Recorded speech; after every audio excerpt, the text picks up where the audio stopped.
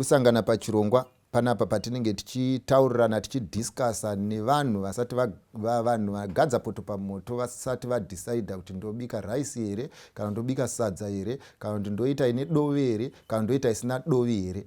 Unoziva vachiri nefreedom munyika yekuti ndopinda pandoda kana kuti ndobuda pandinoda. Ndo vanhu vatiri kutaura nezvavo.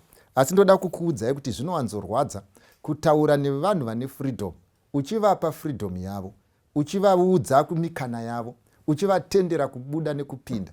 Unoziva hakuna chinhu chinofadza chinorwadza saichocho kana iwewe wakatoita decision yako.